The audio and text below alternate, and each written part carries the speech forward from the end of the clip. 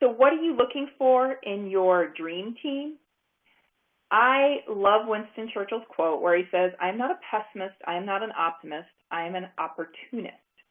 That is who you're looking on your team also for. So they're not intimidated by straight talk. They can communicate directly. They are focused on your outcomes and keep you holding to that big goal. You know, if you're having them come in to help you on a certain thing, make sure that you really believe that they're good and the best thing that you want to do. You know, I used to put a lot of weight in what people told me on how to make my ideas happen. The reality was a lot of the people advising me had no confidence in what they were advising me on. So you want to make sure the people you put on your team and ask for advice for are competent. I can't tell you, when I started my Realty Energy Ventures, which is an investment company, we do commercial and residential real estate, how many people told me how to do that, yet none of them actually owned properties or had ever ventured into that. Opinions are like airports. Everyone's going to give them. Find a team that's competent to give them to you.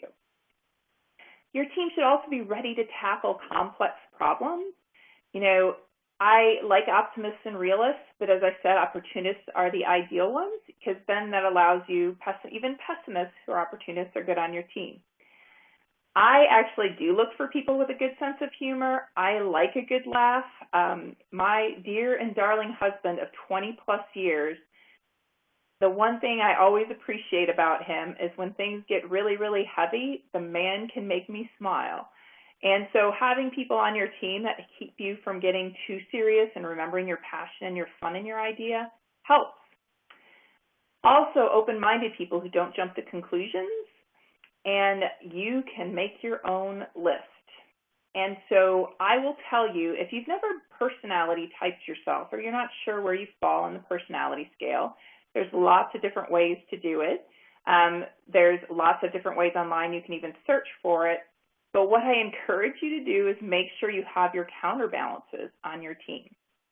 In my very first business, and the only time I ever lost a huge sum of money in a business was when I actually went forward with a business venture, but I was missing what I call an analyst.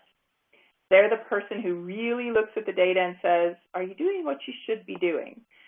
Because I'm actually kind of a get-it-done visionary, and I don't always like to look at the data. I like to run forward. And so I can promise you now I never do anything without making sure I have my good, solid analysts at my back. And I can happily say, haven't lost money since then.